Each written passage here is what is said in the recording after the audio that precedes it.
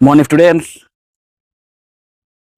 Football খেলার সময় ঠিক যেমন বল যেখানে আছে সেখানেই সবাই মিলে গুলোগুলি না করে যে যে পজিশনে খেলার জন্য উপযুক্ত সেই পজিশনের থেকেই যদি খেলে তাহলে সে তার বেটারটা দিতে পারে বা বেস্টটা দিতে পারে।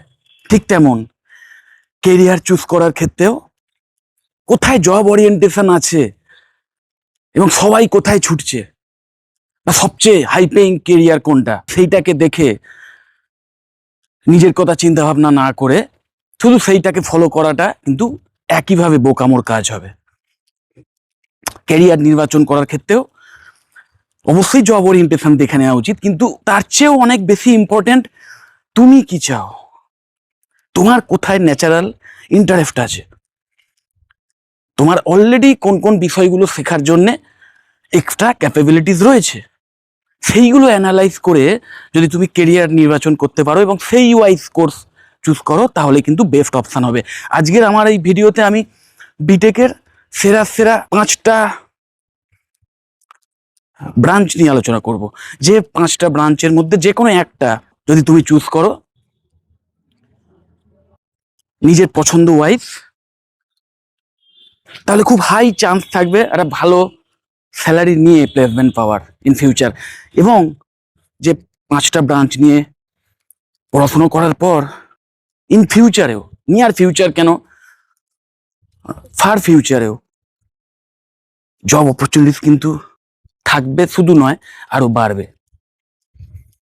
প্রথমেই অবশ্যই থাকবে বিটেক ইন সিএসসি এবং সিএসসি রিলেটেড বা সিএসসির যে স্পেশালাইজেশনস গুলো আছে, বিশেষ করে BTech CSC specialisation in AIDS, specialisation in AIML, specialisation in cloud computing, DevOps এবং স্পেশালাইজেশন ইন সাইবার সিকিউরিটি। এই প্রত্যেকটাই জব ওরিয়েন্টেড।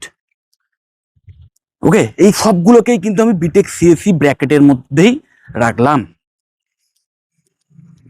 কারণ কম্পিউটার সায়েন্স এবং কম্পিউটার সায়েন্সের এই সমস্ত টেকনোলজিসগুলো তার যে ইউসেজ যত দিন যাবে আরো বাড়বে, আরো অ্যাডভান্সমেন্টের দিকে যাবে, আরো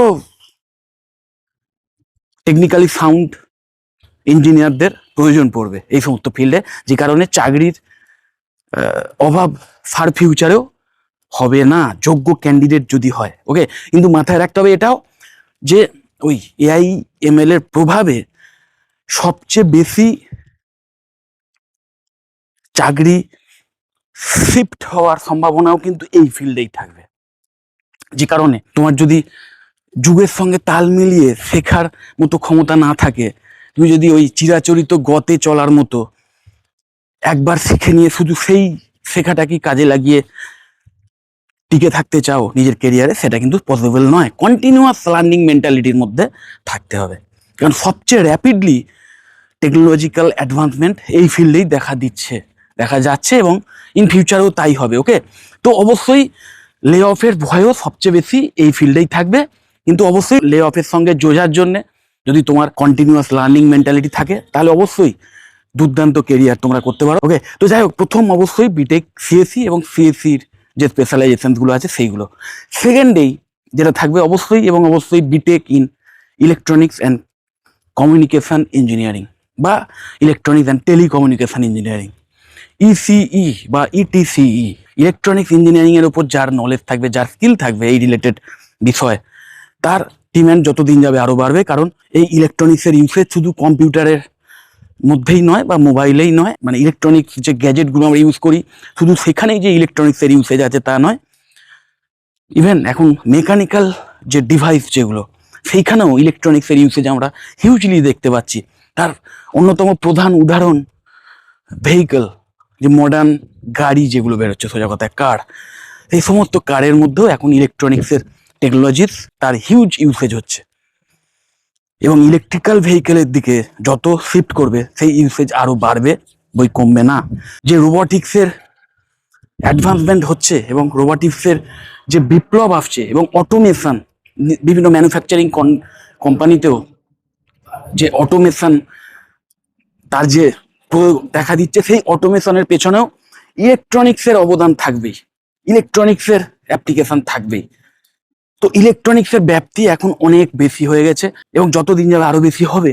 সো অবশ্যই ইলেকট্রনিক্স ইঞ্জিনিয়ারিং এর ওপর দখল রাখা ক্যান্ডিডেটদের চাহিদা যত দিন যাবে বাড়বে, এবং তার সাথে সাথে ওই কমিউনিকেশন বা টেলিকমিউনিকেশনের স্কিল, এটা ওই কোর্সের মধ্যেই বিল্ড হয়ে যাওয়ার সম্ভাবনা। মানে যদি তুমি বিটেক ইন ইসি কোর্স নাও, তাহলে এখানে একাধারে ইলেকট্রনিক্স প্লাস টেলিকমিউনিকেশনের যে নলেজ বা সেই রিলেটেড যে স্কিল, সেইগুলোও কিন্তু বিল্ড হওয়ার সম্ভাবনা ভীষণ হাই থাকে।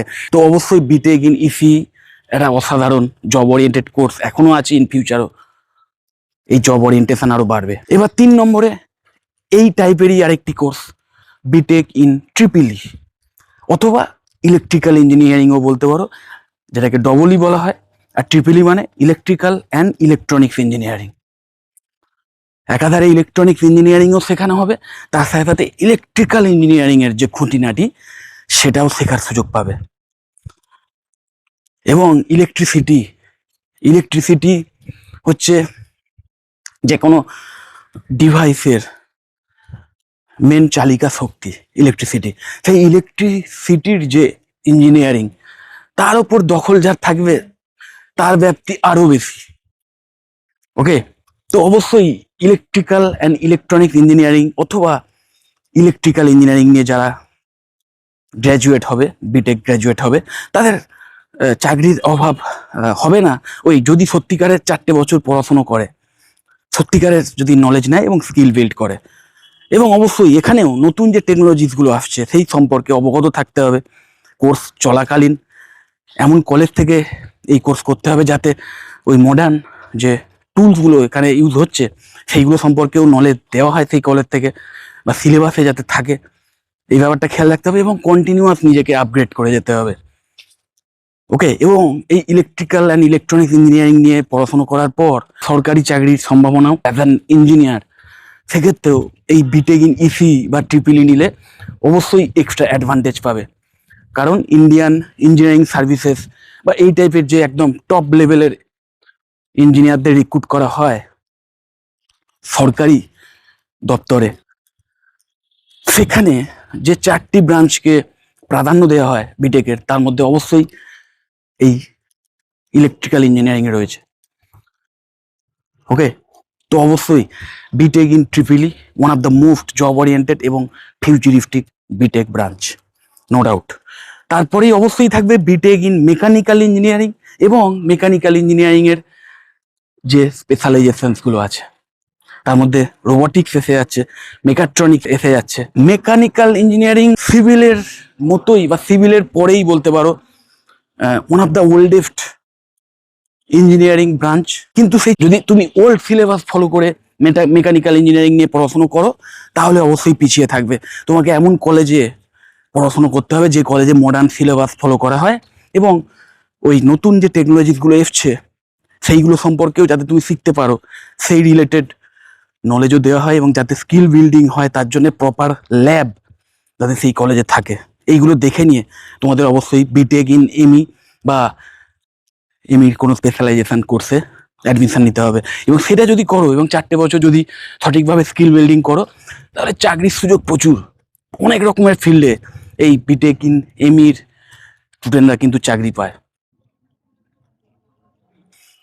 যত রকম ম্যানুফ্যাকচারিং ইন্ডাস্ট্রি আছে সেই সমস্ত জায়গায় তো বটেই। মেশিন যেখানে আছে সেই মেশিন তৈরি করার পেছনেও যেমন মেকানিক্যাল ইঞ্জিনিয়ারদের হাত আছে, সেই মেশিন মেনটেনেন্সের ক্ষেত্রেও মেকানিক্যাল ইঞ্জিনিয়ারদেরই হাত থাকে। শুধু তাই নয়, ইভেন এই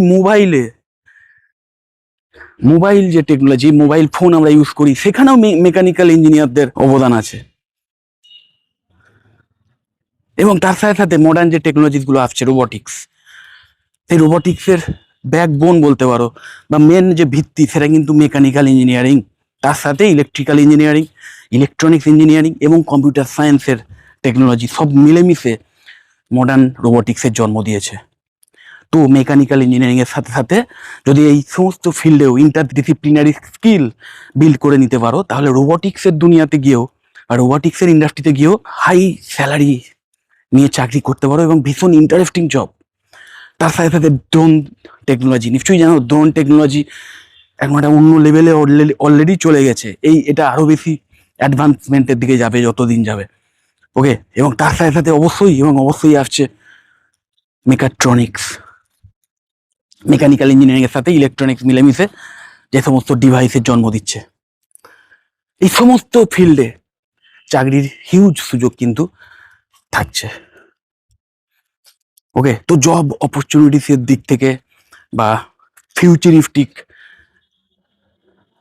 যে ফিউচারে চাকরির সম্ভাবনা কতটা থাকবে তার দিক থেকেও বিটেক ইন এমই এবং বিটেক ইন এমইর যে স্পেশালাইজেশনসগুলো সেইগুলো এখনো জব ওরিয়েন্টেড আছে, ইন ফিউচারও থাকবে। এবং তারপরেই আমি আরেকটি যে বিটেক ব্রাঞ্চের নাম বলবো, সেই বিটেক ব্রাঞ্চটি পৃথিবীর প্রাচীনতম engineering branch, mother of all engineering বলা হয় এই ব্রাঞ্চটিকে, বিটেক ইন সিভিল ইঞ্জিনিয়ারিং। সভ্যতার উথালগ্ন থেকে শুরু করে বর্তমান সময় অবধিও যত রকমের কনস্ট্রাকশন ওয়ার্ক আমরা চারিদিকে দেখতে পাই, যে কোনো জায়গায় যত রকমের কনস্ট্রাকশন চোখে পড়ে, বড় বড় বিল্ডিংস, স্টেডিয়ামস, শপিং মলস, ব্রিজেস, যে রাস্তাঘাট, যে বাঁধ, যে টানেল, যে নিকাশি ব্যবস্থা, এই সমস্ত কিছুর পেছনেই কিন্তু সিভিল ইঞ্জিনিয়ারদের অবদান রয়েছে। এবং সভ্যতার প্রথম একটা সোপান হচ্ছে এই সিভিল ইঞ্জিনিয়ারিং। মানুষের বাসস্থান, সেই বাসস্থান এবং চলাফেরা করার যে জায়গা, ট্রান্সপোর্টেশন,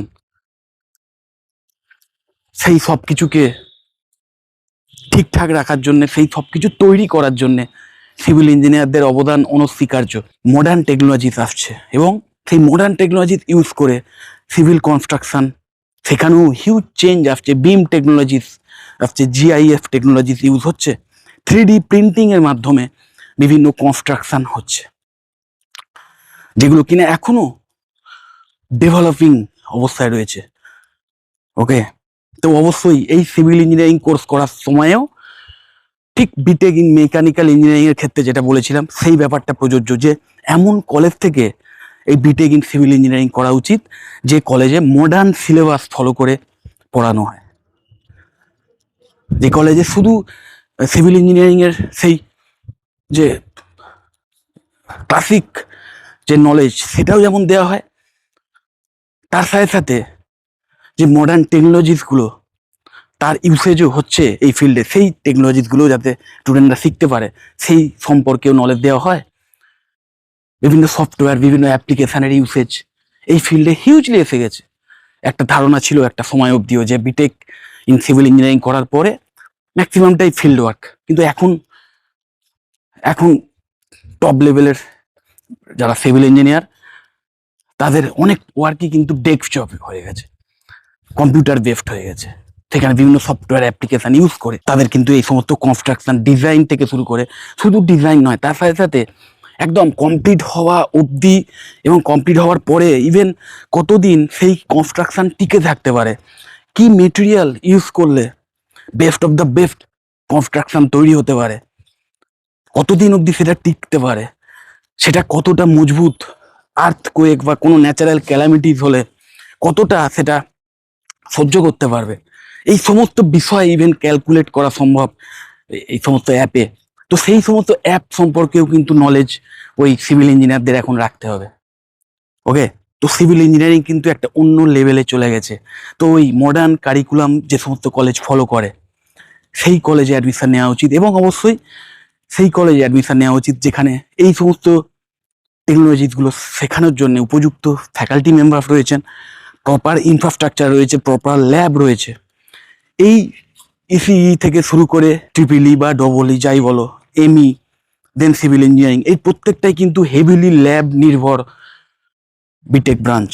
তো এই কোর্সগুলোতে অ্যাডমিশন নেওয়ার ক্ষেত্রে তোমাদের কিন্তু ল্যাবটাও বিচার্য বিষয়ের মধ্যে রাখা উচিত, যে কলেজের ল্যাব কতটা অ্যাডভান্স, সেই ল্যাবে ইনস্ট্রাকশন দেওয়ার জন্য উপযুক্ত পরিকাঠামো বা উপযুক্ত শিক্ষক রয়েছেন কিনা, ফ্যাকাল্টি মেম্বার রয়েছেন কিনা, এই ব্যাপারগুলো দেখে নিয়ে তবেই যদি এই টাইপের কোর্সে অ্যাডমিশন নিতে পারো এবং সঠিকভাবে নিজেকে তৈরি করতে পারো, 4 বছর ধরে সঠিক স্কিল বিল্ড করতে পারো, তাহলে চাকরির সুযোগ তো থাকবেই, হাই স্যালারি নিয়ে চাকরির সুযোগ থাকবে। এবং mind it, computer science and engineering এর ক্ষেত্রে যেটা বলছিলাম যে কন্টিনিউয়াস একটা লার্নিং মেন্টালিটির মধ্যে থাকতে হবে, সেম জিনিস কিন্তু এখানেও।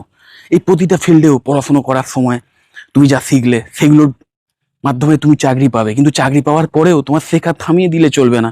কারণ এখন যে টেকনোলজিক্যাল অ্যাডভান্সমেন্ট সেটা কিন্তু অনেক দ্রুত গতিতে হচ্ছে।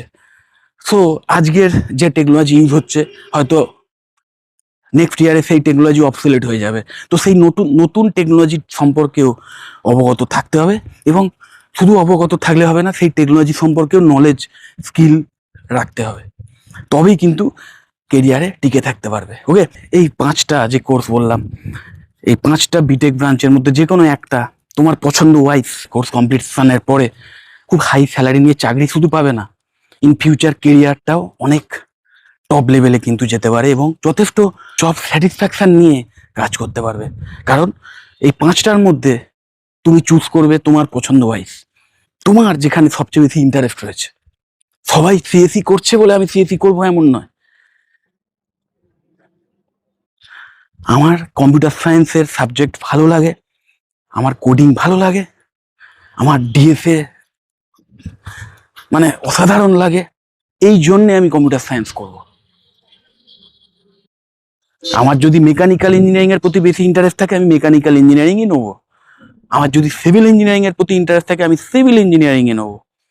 ওকে, কারণ এই 5টার মধ্যে যে কোনো একটা নিয়েও যদি তুমি সঠিক স্কিল বিল্ড করতে পারো, তার বিনিময়ে তুমি ইন ফিউচারেও দুর্দান্ত কেরিয়ার করতে পারবে। ওকে, যাই হোক, যদি এই বিটেক ব্রাঞ্চগুলো নিয়ে বা এই বিটেক ব্রাঞ্চগুলো ছাড়া অন্য কোনো ব্রাঞ্চ নিয়ে কোনো প্রশ্ন থাকে, এবং নতুন কিছু ইমার্জিং ব্রাঞ্চ উঠে আসছে, সেই ব্রাঞ্চগুলো কতটা জব ওরিয়েন্টেড সেটা নিয়ে তো আমি অবশ্যই ডিটেলে ভিডিও করব ইন ফিউচার। তাও যদি কোনো ইমার্জিং ব্রাঞ্চ নিয়ে কোনো কোশ্চেন থাকে, বা কোনো কলেজ সম্পর্কে কোনো কোশ্চেন থাকে, যে আমাদের ওয়েস্ট বেঙ্গলও ইভেন কোন কোন কলেজে বেশ অ্যাফোর্ডেবল ফিজের বিনিময়ে এই টাইপের বিটেক ব্রাঞ্চ অফার করা হয়, এবং যে কলেজগুলিতে দুর্দান্ত প্লেসমেন্টের সাপোর্ট দেওয়া হয়, যে কলেজগুলিতে দুর্দান্ত পড়াশুনোর এনভায়রনমেন্ট রয়েছে, পরিকাঠামো রয়েছে, এই সমস্ত কলেজ সম্পর্কেও যদি কোনো ইনফরমেশন চাও আমাকে কল বা হোয়াটসঅ্যাপ করতে পারো, আমি তোমাদের কমপ্লিট ইনফরমেশন দিয়ে দেবো। যদি মনে হয় ভিডিওটা হেল্পফুল, অবশ্যই লাইক করো, চ্যানেল যদি সাবস্ক্রাইব না করে থাকে এখন সাবস্ক্রাইব করো, আর ভিডিও যতটা পারো শেয়ার করে দিও। টাটা।